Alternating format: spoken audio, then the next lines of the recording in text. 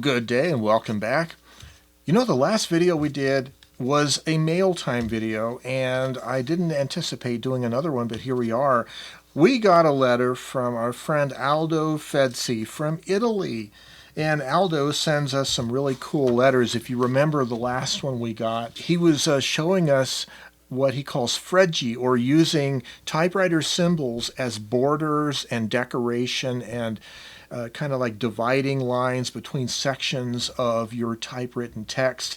And we had a lot of fun with that. And I've seen other people writing me letters now using that same technique that Aldo showed us. Well, he has sent us another letter that was a 5-page letter, and he has some really cool stuff about his typewriter collection. He's been organizing his typewriter collection and making tables and charts of all the features of this typewriter collection. I thought it would be fun to go and look at that, look and see what Aldo has sent us today. Stay tuned. Well, first of all, a little bit about how I manage all these letters that come in. So I date stamp the envelope and the letter itself, and I have them in a pouch arranged by date order. And then there's a front sheet upon which I type the person's name and the date received. And then I can also add the date that I replied and then cross their name out on the list once it's replied. And I was in the habit of, when I would open an envelope, I was using these pinking shears, and I was like cutting open the side of the envelope to have like a scalloped edge like that. Kind of a fun little thing, but it got to be kind of a mess here on my table, all the little paper confetti and all that. So now I've gotten in the habit of cutting a notch on the open side of the letter so that when you stuff the letter back in the envelope, you can more easily just pull it out, retrieve it with this little notch here, and you can of course also tell what obviously is the open side of the envelope. Yeah, anyway, that's how I've been managing the physicality of all the letters coming in. But anyway, let's take a look at Aldo's letter. First of all, he has this really nice teal-colored envelope and some really nifty Italian Postal Service stamps, his return address on the back, and he's typing on A4 size paper, and he has a 5-page letter. That's right, a 5-page letter. Well, let's get you guys down here closer and we'll take a look at it. Well, here is my date stamp. So what I noticed here, I wanted to mention to you, is the salutation that he has, the date. And I like the fact that the typewriter he's using is a half-line machine. That means he can do superscripts.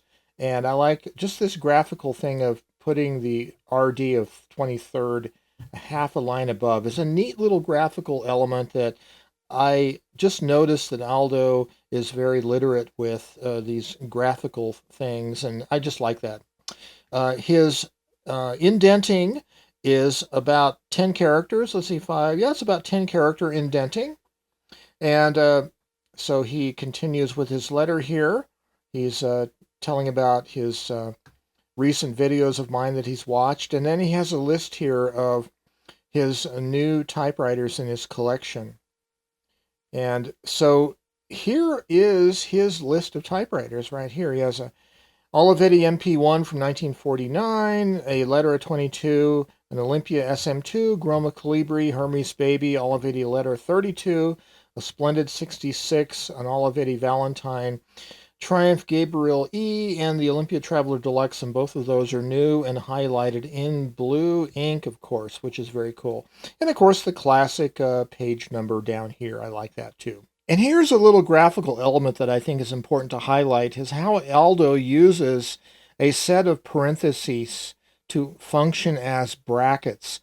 So he has a right, a left, and a right parentheses that are done in such a way that they form this nifty little bracket. I think that's very cool. I haven't seen too many other people do that. So again, every time I get a letter from Aldo, I'm really paying attention to the sense of graphic design that he uses his typewriters for. And as he indicates, this letter is typed on the Triumph Gabriel, one of the new machines, and it has the RO88 typeface. It was a Bruchel typeface.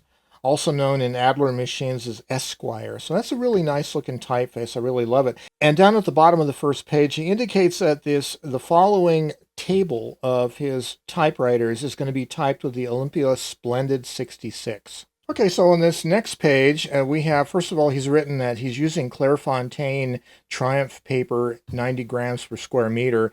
And he has this handwritten sentence here, which I won't attempt to pronounce, but I did a translation using Google Translate. Comparison of characters per inch of the miscellaneous models is kind of basically what that says.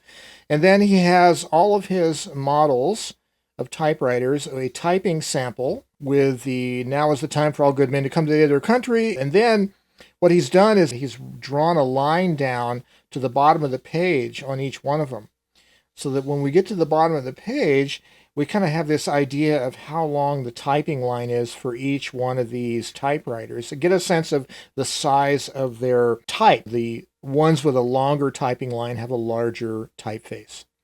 So he has his Hermes baby, the letter 32, the letter 22, the SM2, the MP1, the Valentine, the Calibri, and the Splendid 66 all right there, which is really cool.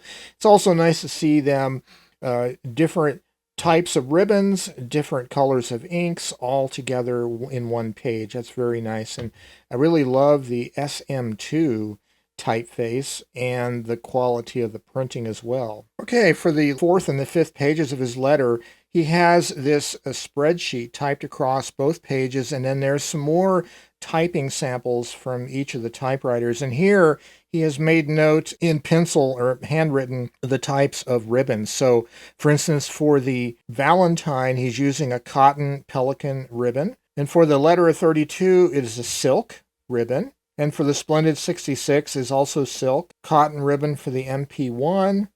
Nylon ribbon for the Calibri. Cotton for the letter 22. Silk for the SM2. Really like that typeface. That's a Congress Elite typeface on the SM2. Really like that. Nylon ribbon for the Hermes Baby.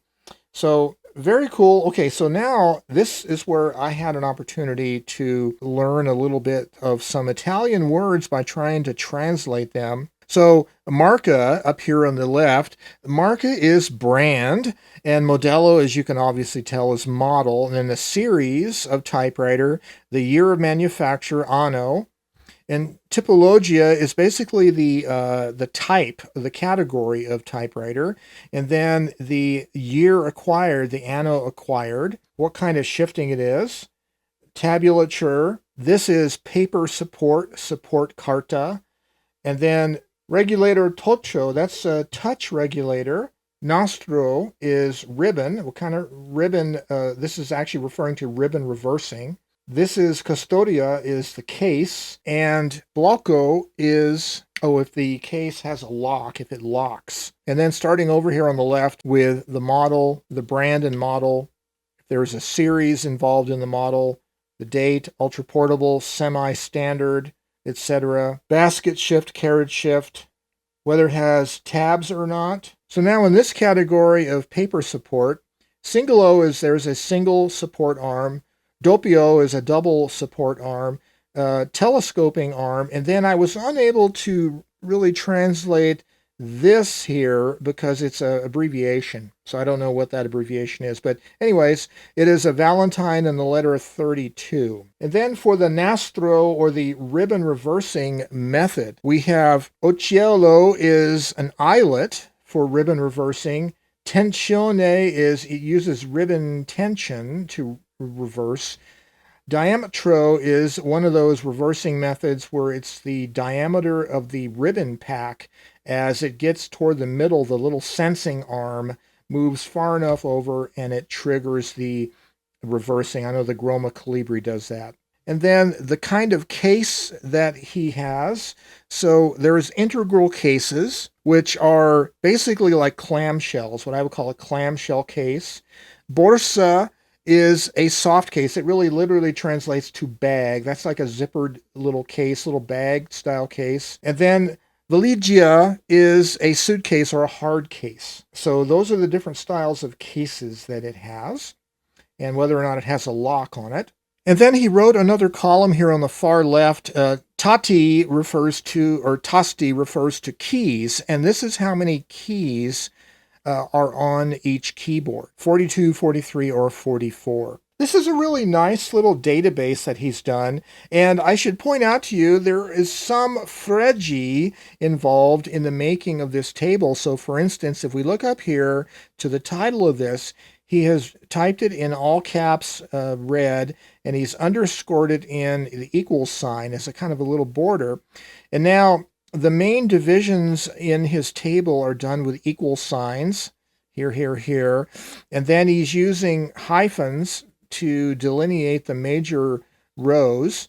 And then the columns, he's using apostrophes down here for delineating the columns. So I think this is a great example of what you can do just with a typewriter and the typographic effects that your machine makes. This is how you can really have fun with data and tabulating information using a typewriter, using the tab feature, of course, to tab over to each of these columns. This is a classic way that it was done in the days of the typewriter. And I salute you, Aldo, for what you've done here in showing us how it's done.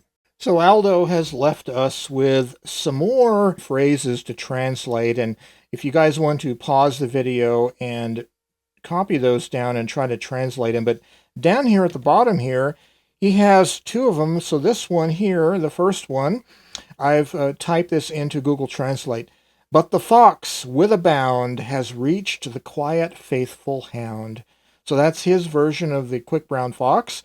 And then this one here, so I tried translating each word individually, and it doesn't quite translate as smoothly unless you type the entire sentence in, the way Italian works. So, that despicable, zealous xenophobe sips whiskey and exclaims, "Hallelujah!" That's pretty cool. And then there are more. I think these are all this quick brown fox on these as well. So, but there's a few there that you can have fun with and try to translate on your own and see how you like that. And Aldo has also included in his letter a nice little Italian postage stamp with Nazareno Strampelli featured there. So that's really cool, getting stamps from other countries. I really like that. You know, I'm not a philatelist. I have not been a stamp collector per se, but it is fun getting these stamps from other cultures. So receiving Aldo's letter again reinforces in my mind the importance of having these intercultural correspondences between people from various parts of one country or various countries, right? We gain a wider perspective, and we kind of can enjoy learning about our common humanity and the things that we find in common. For instance, in this case, it is our love of typewriters and how people use them. And it's wonderful to see people from other cultures using typewriters, and it's neat to see how they do that. And I really would encourage you, if you are new to typewriters, to get involved in a correspondence exchange using typewritten letters. And one of the easiest ways to do that is to go to typepals.com, sign up, and then you'll have access to a list of correspondents who would be happy to receive your letter and would be happy to send you letters as well. That's what I do. And again, I want to thank Aldo for his letter and also the opportunity for me to do some impromptu online translation of Italian words and phrases and learn some Italian phrases and badly pronounce them, I'm sure. But anyway, that was a lot of fun, Aldo. Thank you for your letter, and I wish you guys the very best in your creative pursuits. Have a great day. Bye-bye for now.